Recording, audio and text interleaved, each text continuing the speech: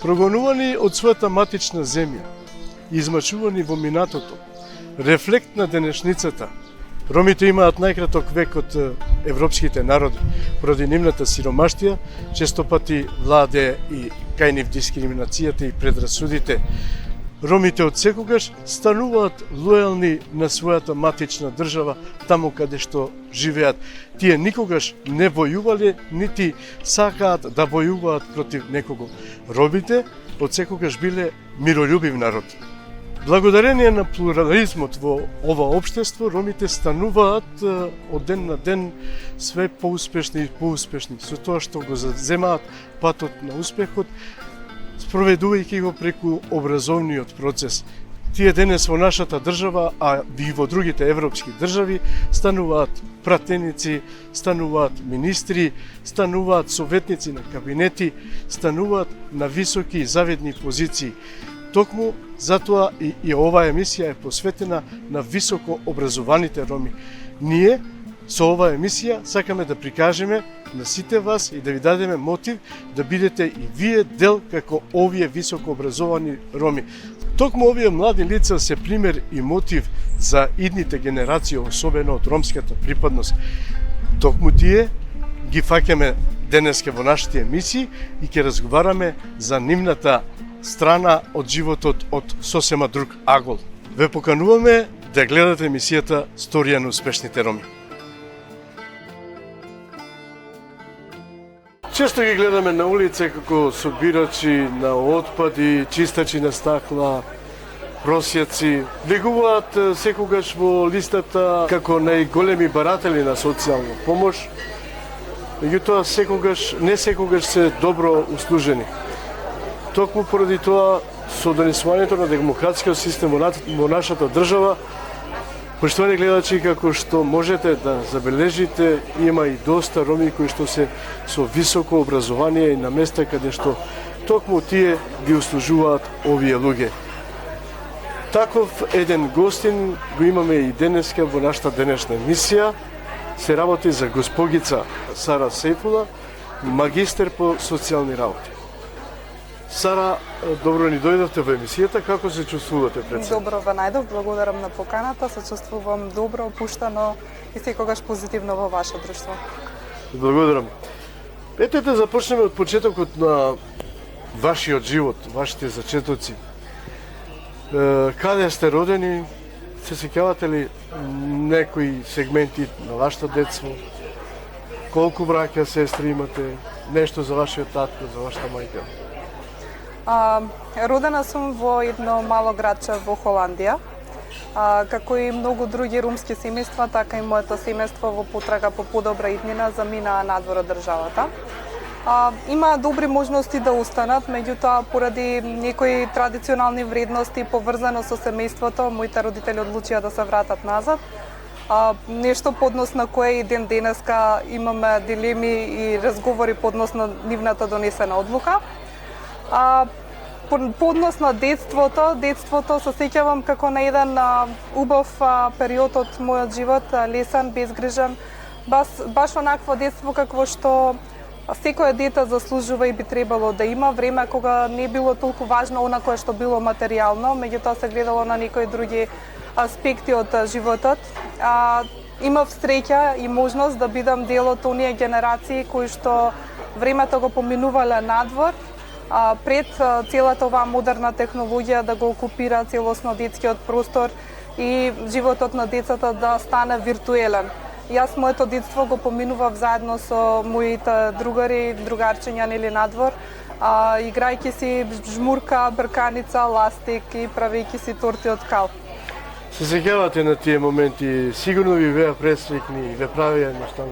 Како се чувствувате? Дали бевте задоволни од она детство што денеска, нели, за разлика од денеска ги имаме технологијата, малку е по-висок стандард, компјутери, игри, видеоигри и така натаму. Вие тогаш во тоа време, дали ве правеше токму овие игри, дали ве правеа да бидете среќни? Да, секако. Значи, ние не размислувавме на некои работи на кои што децата денеска размислуваат, односно имавме некое поактивно детство, може би тоа дури развиваше и повеќе креативност во нас, за разлика од денешните деца кои што нели во главно 90% од своето слободно време го поминуваат играјќи си игри и се создава баш така некој виртуелен свет во кој што живеат. Ја спомнавте вашиот брат, дали како постара сестра му помагавте, го внесувавте во животот или тоа го правеше мама и тато? Во главно со оглед на тоа дека јас и брат ми сме разлика 8 години, што е прилично поголема разлика. Ние сме различни генерации, така да брат ми е веќе во една друга ера роден, каде што нели на друг начин се одвивало неговото детство и целиот негов живот.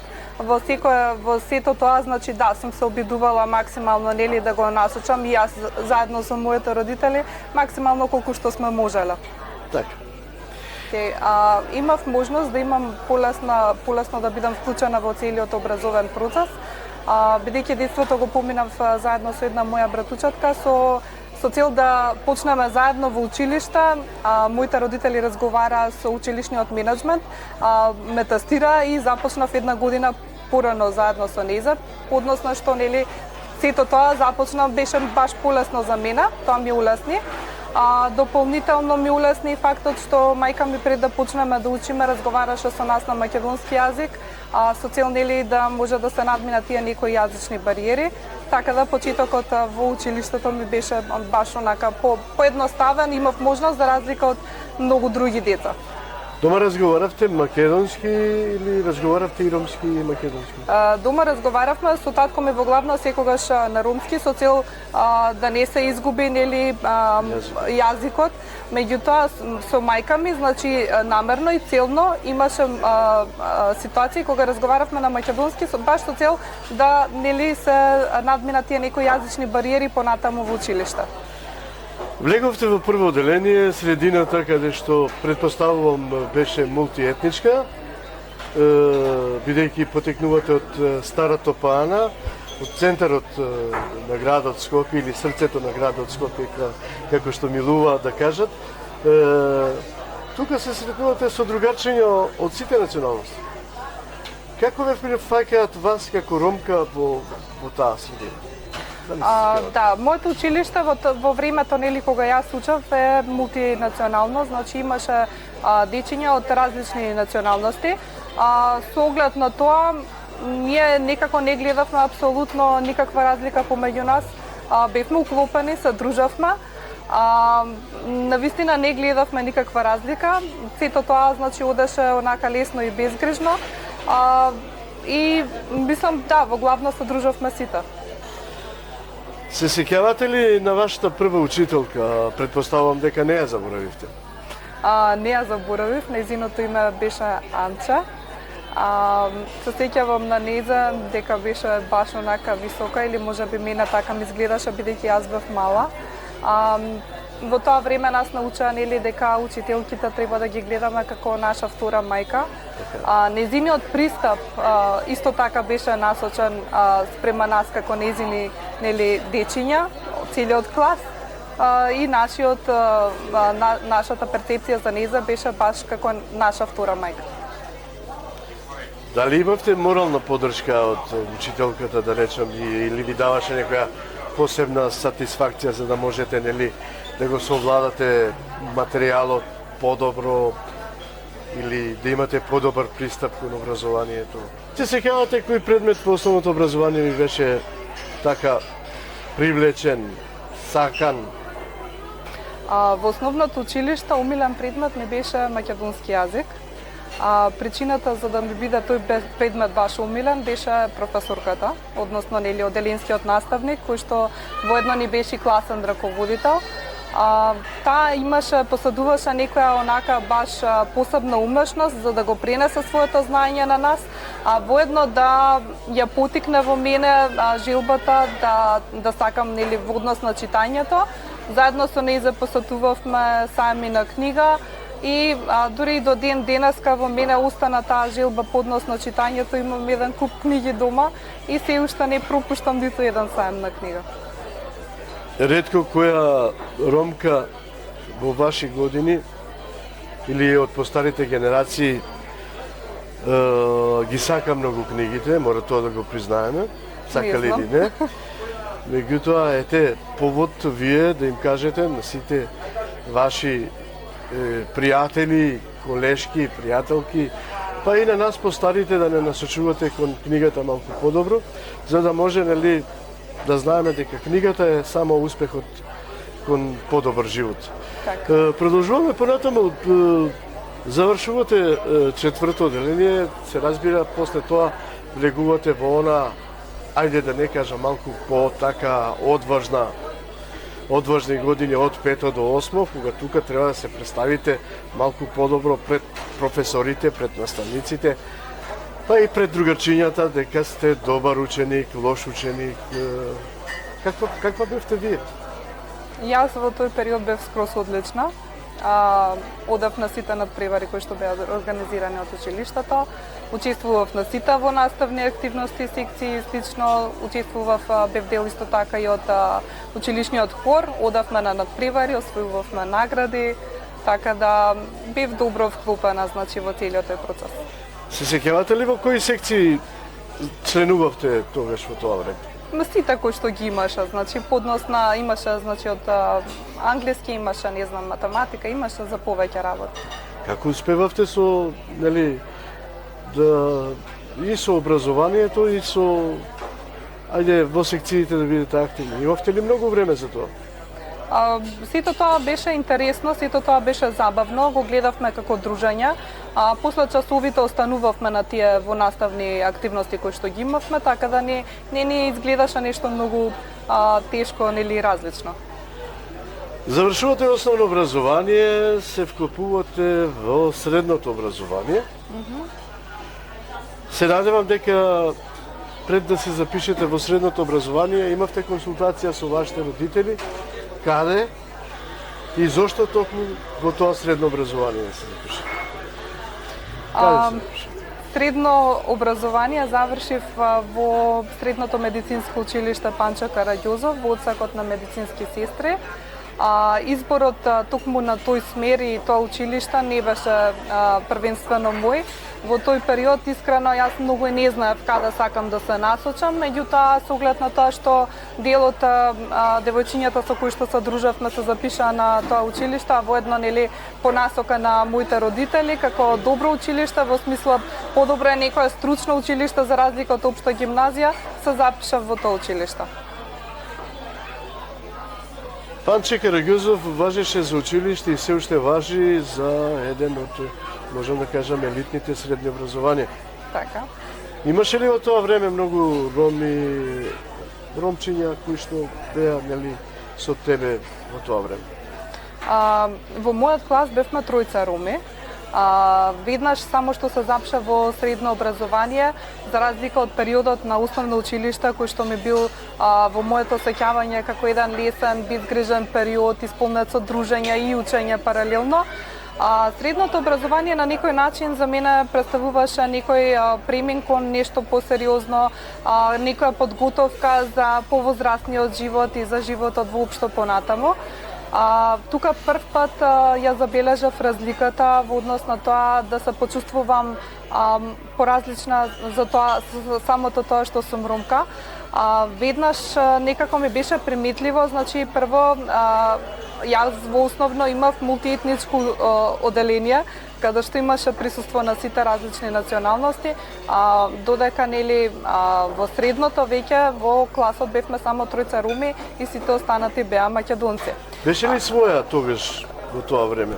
Секако, јас секогаш се трудам да останам своја, меѓутоа она кое што мене во тој период дополнително значително ми утажни, беше тоа што во тој период бев прилично многу повлечена и страмежлива, што практично многу ми отажни да дојде до израз целиот мој потенцијал. Прво што ми беше видливо беше разликата во економскиот статус. Скоро сите од моите соученици беа ќерки и синови на доктори, на професори и на луѓе на високи позиции. Сето тоа некако придонесе уште толку да ми се на некој начин намали можеби самодовербата, да чувствувам несигурност по однос на се останато. А нешто што е многу значително во целиот овој период, особено во таа возраст нели на животот, беше пристапот на професорите. Јас уште во првите средношколски денови, значи на првото предавање, имав професорка која што не знам од која причина, меѓутоа не праша што нашите родители работат. Понатаму во текот на понатамошното учење имав една ситуација, најдов, каде што имавме испрашување по предметот хирургија, се наоѓавме во операциона сала, испрашувањето беше за инструменти и нели со оглед на целата таа разлика која реално ја чувствував во себе, се потрудив дури дупло да научам од материјалот кој што беше зададен за испрашување. Бев задоволна од начинот на кој што одговорив по однос на сите прашања. На крајот оценката ми беше 4. Зошто? Не знам зошто, меѓутоа добив 4. Не кажав ништо. По завршување на испрашувањето, во неформален разговор нели со една другарка и нејзе се испушта и кажува дека нели професорката е рекла како можеш да знаеш помалку од една циганка. И во моментот искрено се почувствував многу лоша. Се почувствував, значи и тага разбуди во мене тоа и револт паралелно, меѓутоа во таа ситуација не изреагирав. Нешто по однос на кое сега нормално дека не би постапила на ист начин. Во таа дадена ситуација не изреагирав. Меѓутоа за мене тоа беше тригерот, за да понатаму во мене тоа разбуди, инспирира некој револт и ме потекна за повеќе да се вклучувам понатаму во останатите активности, за да и на себе и на нив им покажам дека јас можам повеќе и дека не треба да се гледа на таков начин. Понатаму веќе, значи, нели имав ситуација кога повторно се сретнав со истата професорка и со другата професорка, нели, од првите денови од средношколското моје образование, кога самите тие ми рекоа дека воочиле голема разлика во мојот карактер, ова веќе беше негде 3-та или 4-та година, и дека баш тоа ги изненадило. Значи, искористив таа ситуација баш да се навратам на тој момент, баш чисто да им укажам по однос на тоа дека баш беше неубаво од нивна страна што нели така постапија. Значи во тој момент се разбира сега визави ова прашање да сигурно чувствувавте, како што и сами рековте, деградација од вашата наставничка, дали таа деградација ви даде посебна сатисфакција, не само за нејзиниот предмет и воопшто за односот кон твоите колеги, за односот кон другите професори, да им докажеш дека си вистинска, успешна ученичка на тоа време? Пред се, значи, сите работи кои што ги докажуваме, треба самите на себе да си ги докажеме. Различни личности можат различно да реагираат, нели, зависно од нивниот личен карактер, и затоа, нели, секогаш треба да се потенцира и да се збори дека првенствено професорите не смеат да имаат таков пристап и таков однос спрема нели ученици, особено на таа возраст кога тек почнуваат да се развиваат, да се созреваат, и да влегуваат во тој некој посериозен начин на живот, И ги спомнавте родителите, јас не би сакал многу околу тоа, затоа што, ајде чисто само ради пример на нашите гледачи, да им докажеме Сара од какви родители потекнува, односно каков беше економскиот статус на вашите родители?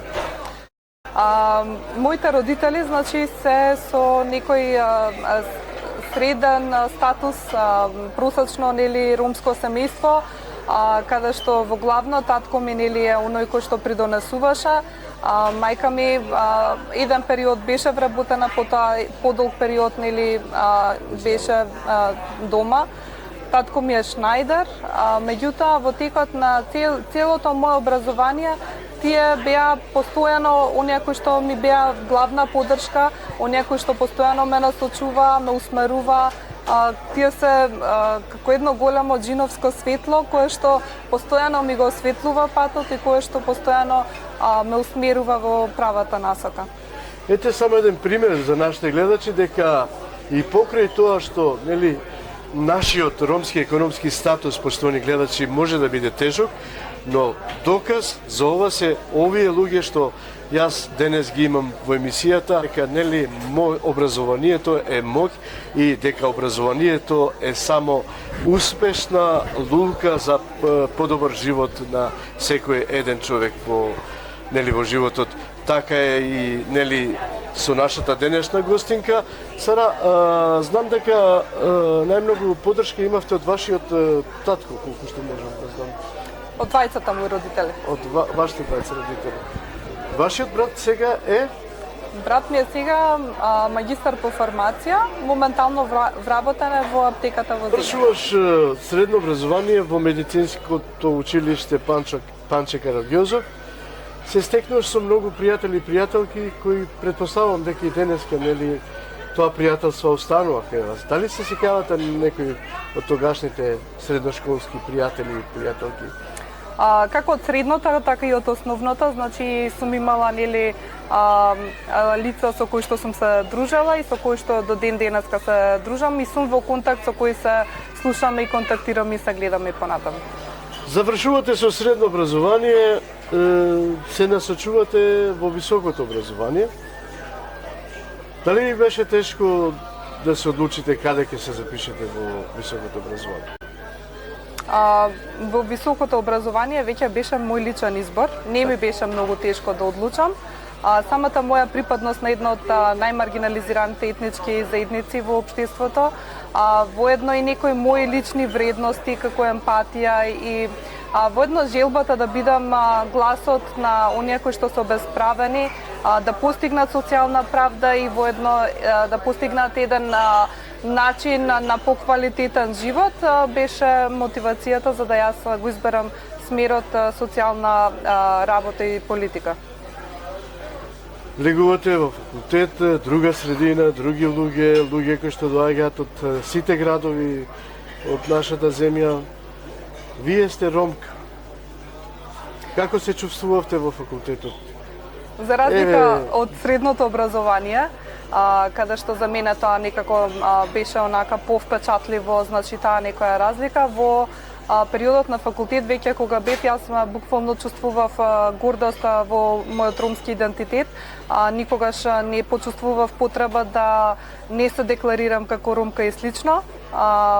Имавме ситуации каде што, не знам, во однос на професорите исто така, никогаш не сум се сретнала со таков некој предизвик како во средното, можеби поради зададената насока, не знам. Меѓутоа имавме ситуации со неколку колешки кои што во неколку наврати имаше во различни ситуации кога ќе се представев дека сум ромка, имаше реакции кај нив од типот па ти некако малку си различна или никогаш немаше да претпоставам дека си ромка и слично. Првенствено тука значи се обидував да ги разберам во однос на тоа нивно однесување, нели со оглед земајќи го во предвид начинот на кој што биле воспитувани од родителите, кој што е примарно игра највеќе улога за сето она понатаму, меѓутоа секој пат се обидував да им укажам дека тоа е исто така навредливо и дека не е во ред да се етикетираат ромите без разлика, затоа што во секоја етничка националност општо значи секаде си има разлика од човек до човек, меѓутоа само толку.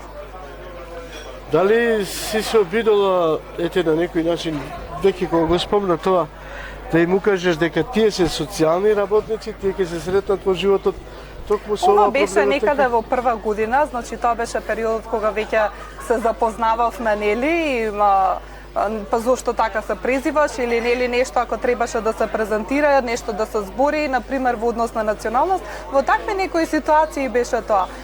За понатаму мислам дека веќе и самите како продиравме значи во тематиката на социјалната работа, мислам дека и самите веќе почнуваат да разберат по однос на што како треба да се однесуваат и слично.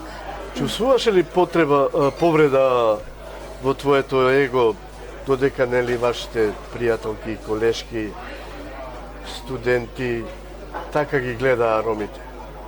Секако дека да, меѓутоа, значи јас буквално секоја можност што ја имав, ја користев за да нели ги образложам сите тие работи, дека не треба да се гледа на таков начин. И искрено, значи тоа секогаш најчесто вродуваше со плод. Сретуваме на улица деца, ромчиња, чистачи на стакла. Ете, за жал, просјаци ги имаме насекаде по улица. Дали Сара во тоа време се обидуваше некако да изреагира, да поразговара со некој такво детенце, да го насочи, иако беше студент? Да, значи секако дека се обидував, иако тоа значи дури пред да се запишам нели да студирам на Камениот мост, особено секој пат кога се враќав од средно дома, забележував многу деца кои што питача, сакав да им помогнам, да знаев како да им помогнам. Меѓутоа сега веќе од овој аспект знам дека тоа е една голема тешка тема која што треба системски и коренито да се смени. За многу работи не зависат нели од нас, дури како социјални работници, за жал. Во тој период секако дека се обидував на секаков можен начин да им укажам нели на тоа што е правилно, што не е правилно, да ги посоветувам и слично. Особено преку примери, подоцна веќе се вклучив и волонтерски во една невладина организација, тоа беше баш во периодот на факултет, само што почнав нели да студирам. Тоа ми беше зачитокот во невладина организација во Сумнал во Топана. Подоцна започнав хонорарно да се вклучувам во проекти преку Национален ромски центар и така натаму. Во сите овие активности значи имавме можности и обид каде што се правеа значи различни настани со цел да се едуцираат, да се советуваат семејствата, нели не само децата, но и децата понатаму преку давање на позитивни примери и согледување на нивниот живот кога преку некоја паралела и компарација во однос на тоа каков би бил кога би продолжиле на тој начин и каков би бил кога нели би се насочиле кон образованието. Продуваа плод вашите соработки со децата? Во одредени ситуации да, во одредени ситуации не, зависно од целата нивна позадина што ја имаат со семејствата. Ги спомнавте на владините организации, рековте дека бевте волонтер во Сумнал. Да. Да, така започнав во Сумнал. Ајде малку да проговориме околу вашите активности околу невладините организации. Добро. Да, со оглед на тоа што нели мојот избор беше социјалната работа, самото тоа не остава многу простор за насочување, туку се во тие некои сфери. Мојот зачеток беше волонтерско искуство прво нели во Сумнал, подоцна хонорарно почнав да се активирам на проекти преку Националниот ромски центар. Ова беше паралелно додека студирав. Некако спонтано подоцна се разви соработка со Институтот Отворено општество, со Roma Initiative Софис, каде што понатаму наредните 7 години од животот го работев тој дел. Некако започнавме како неформална граѓанска иницијатива. Се правеше обид да се организира ромската заедница на еден неформален, неполитички начин, без значи посредство на трети лица. Тоа сето се правеше преку практикување на еден модел за организирање лидерство и акција кој што се практикуваше во Америка за време на председателските негови избори во тие негови кампањи. Моделот до некаде имаше успех, значи во некои сфери покажа дека може да биде позитивен во однос на организирање на заедницата. Значи правевме петиции, правевме кампањи. Имавме една од кампањите беше за да се постигне правична застапеност на ромите во различни институции. Имавме собрано петиција од над 5000 потписи. Нели сето ова беше како некој зачеток, како некој обид да се организира ромската заедница. Подоцна нели со цел освен практичното знаење, истото знаење и теоретски го надополнив, каде што го продлабочив преку една програма на Харвард универзитетот, кој што беше онлайн курс, токму пак за моделот за организирање лидерство и акција. Увидовме нели дека всушност тоа ми беше и мотивација за тезата на магистерската работа, дека некои работи нормално има предизвици да се спроведуваат кај ромската заедница од самиот модел со оглед на тоа што нели целовкупната ментална целина, позадина на ромската заедница и во Америка се сосема различна економија, различна култура и така натаму. Така да се обидов преку магистерската баш да се согледа точно кои се тие некои предизвици, за да биде тоа некоја можеби основа, понатаму да се направи некој прилагоден модел за самоорганизирање на ромската заедница, со оглед на тоа дека ние немаме нас кој да не води, да не насочува како држава, за да може нели самите ние да се на каков начин да се искористи нели моќта од самата заедница за да го добијат она кое што нели им следува. Завршивте факултет, станавте една зрела личност, слободно можам да кажам. Ете, нели, го поминавте и патот низ невладините организации, магистрирате, станавте магистер. Така. Не би сакал многу околу вашата магистратура да разговарам. Ајде, бидејќи ги спомнавме невладините организации, би сакал да ме прашам зашто не се вклучувате како една млада, перспективна дама, ромка, во политиката на ромите? За жал, веќе во главно имам негативна перцепција по однос на политичките партии. Кај нас ета нели самото присуство на толкава бројка на политички партии за мене е негативен показател. Јас до сега за среќа не сум била вклучена во ниту една политичка партија, ниту сум била активна.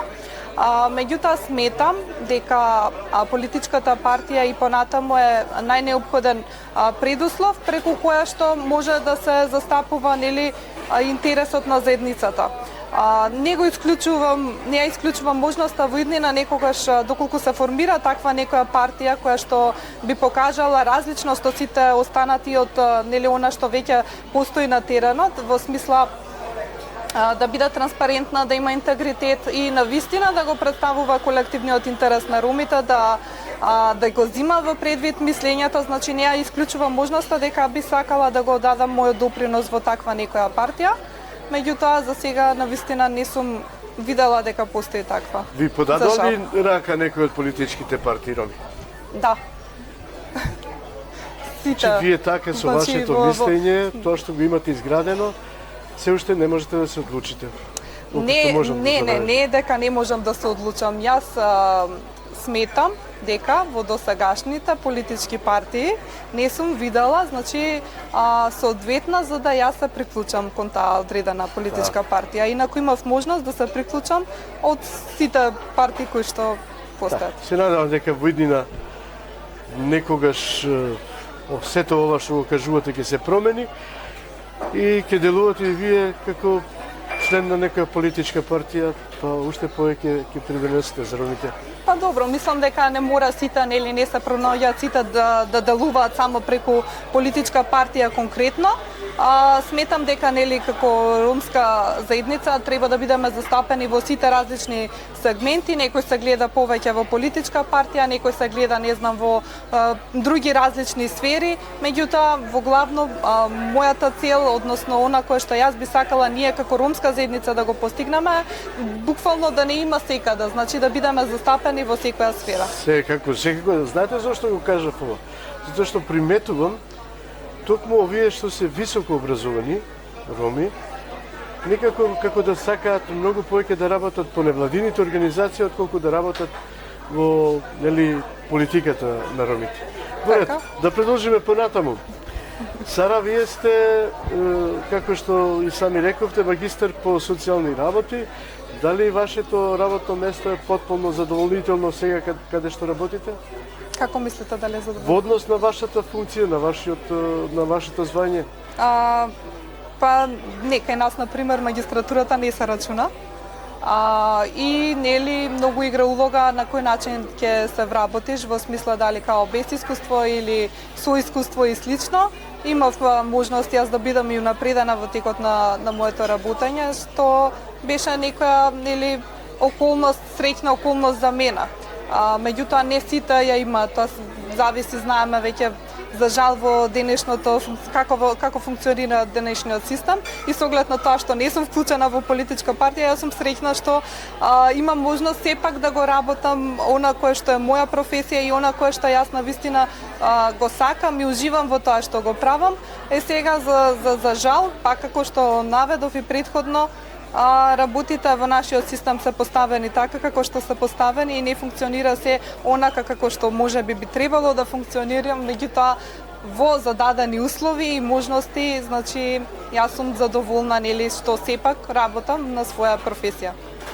Што всушност вие работите во Министерството за труд и социјална политика? Јас сум вработена во меѓуопштинскиот центар за социјална работа, кој што спаѓа во рамки на Министерството за труд и социјална политика. Моментално сум во службата за браќа, семејство и заштита од семејно насилство. Во одделот за браќа и семејство како социјален работник, водител на случај.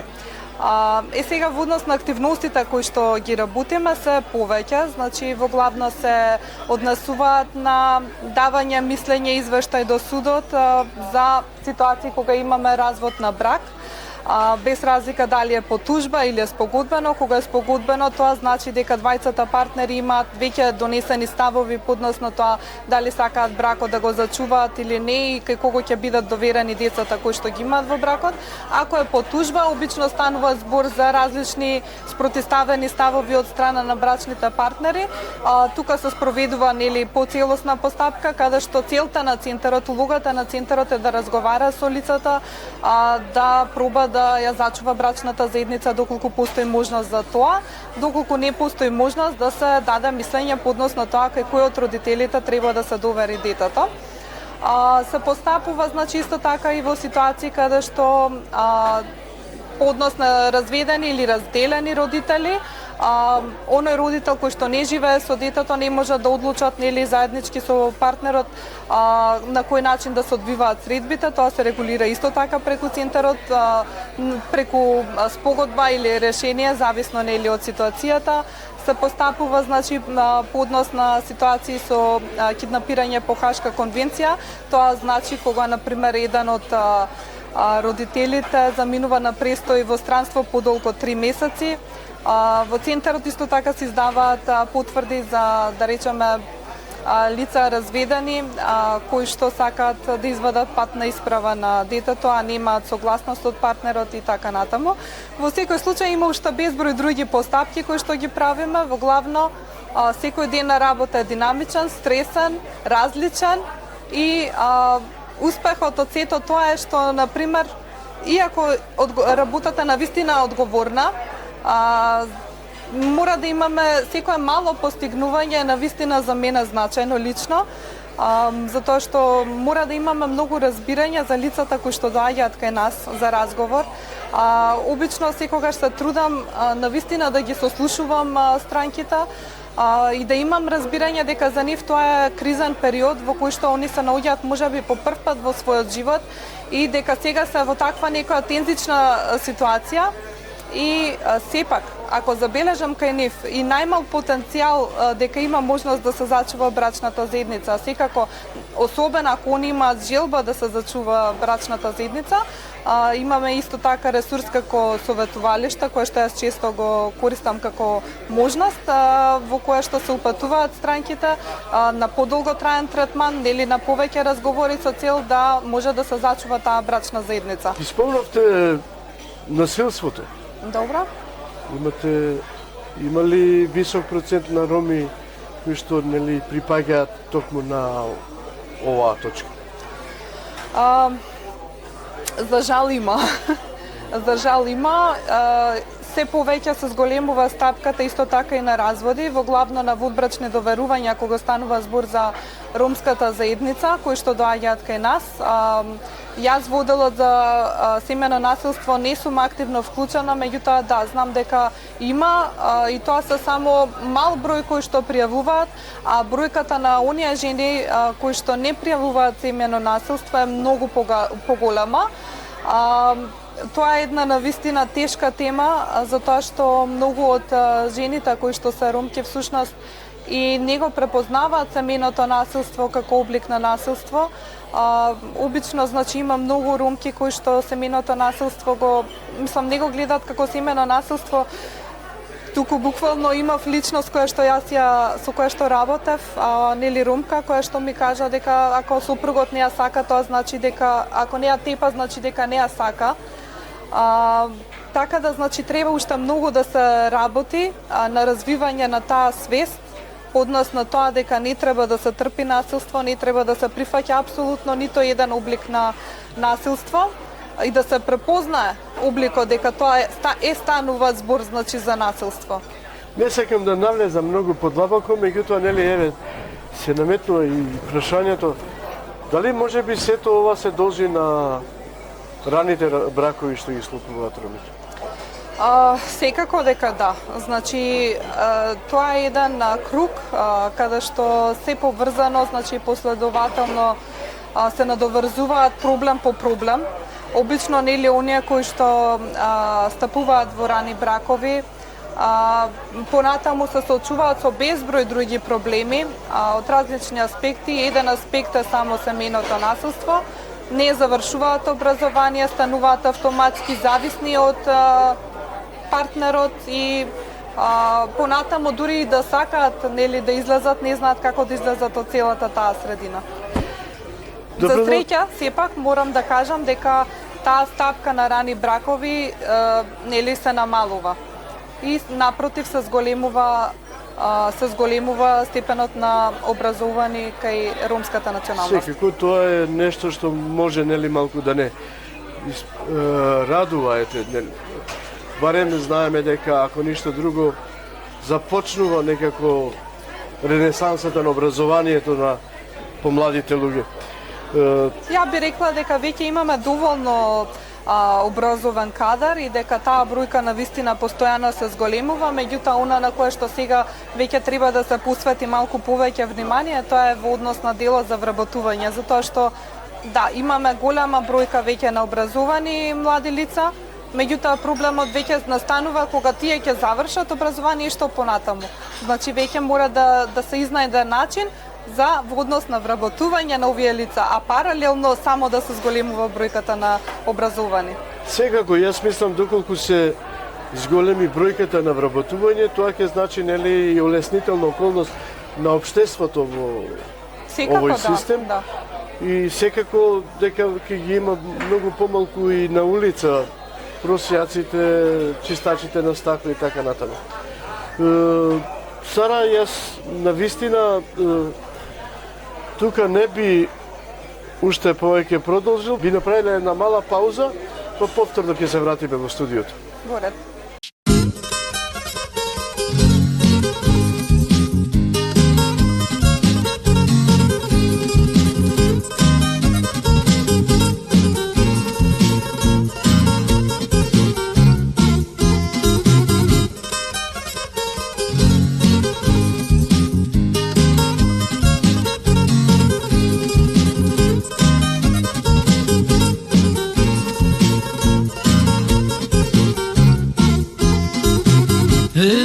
Mero pravda Mato si kapera Enamiche mero pravda Mato si kapera Mato si kapera Migrnata kapaga Matosium kapera Migrnata kapaga Ai Enamiche mero pravda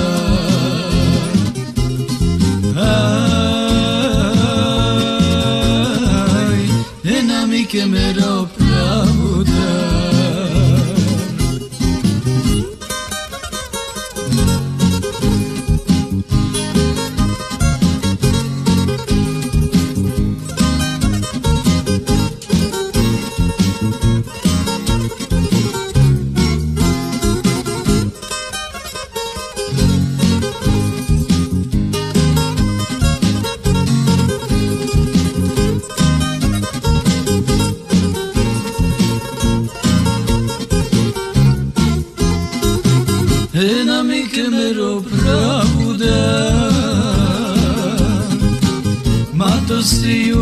capera Matosium capera Mi che manna capaga Matosium capera Mi che manna capaga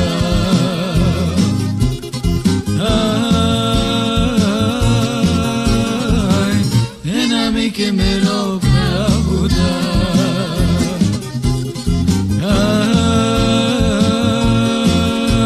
Ay, enami que me lo pravuda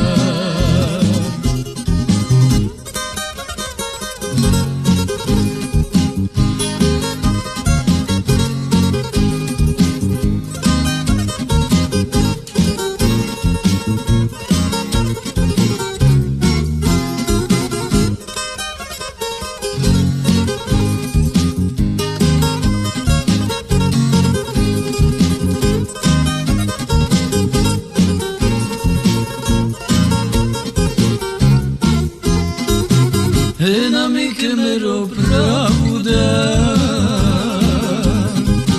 Matosium capera Matosium capera Mi chitarra capaga Matosium capera Mi chitarra capaga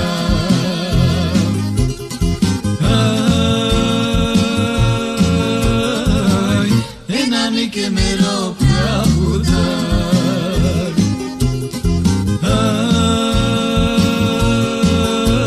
Ay, enami que me lo pravuda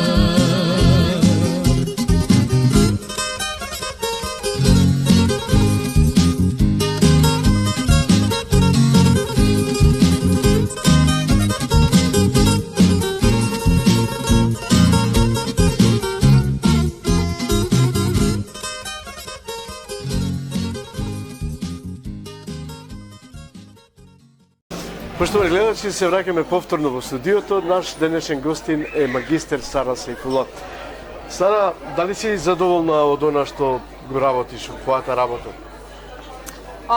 Како што напоменав и претходно, да, задоволна сум во однос на тоа дека го работам она за кое што сум учела. Не сум задоволна во целост од други некои ситуации кои што во главно не се поврзани со мене и не зависат од мене. Сара, ајде да се навратиме малку околу твојот, ајде да не кажам приватен живот, него ете, млада девојка, се уште не сте мажена.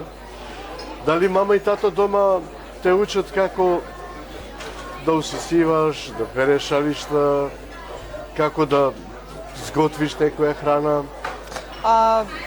Знаењето на и тој аспект, нели, од животот е лично за самите нас и нормално дека е убаво да се знаат и да се прават сите тие работи за самите нас. Не значи дека, нели, ако сме образувани, не треба да знаеме да усисиваме или не треба да знаеме да си сготвиме нешто. Така. Која куња најмногу ја преферираш? Италијанската. Што најмногу сакаш од италијанска? Од италијанска кујна, па нормално пица. Пица и да, такви некои паста. Сара, ете утре, задутре, во некој период следува, нели, она што секој си го посакува за себе, а тоа е, нели, склопување на брак на со одредена личност. Не сакам да те прашам сега која како што. Добро. Кажи ми, како се замислуваш себе си во тој твој дом, тој твој брак? Како го гледаш ти бракот како институција? Бракот го гледам како една заедница во која што двајца партнери функционираат на хармоничен начин, усогласен начин, каде што секој прави, значи, компромис во однос на работите кои што ги сакаат и двајцата. онака како што би требало да функционира за мене еден брак е всушност кога секој од двете страни предса би дала максимум од себе за тоа да успее, а понатаму исто така би била потик на другата страна во однос на се што другата страна сака да постигне во животот. Значи еден, како што се вика, нели ветер во грб, за да може заеднички да се постигнат различни цели кои што двајцата брачни партнери би си ги поставиле.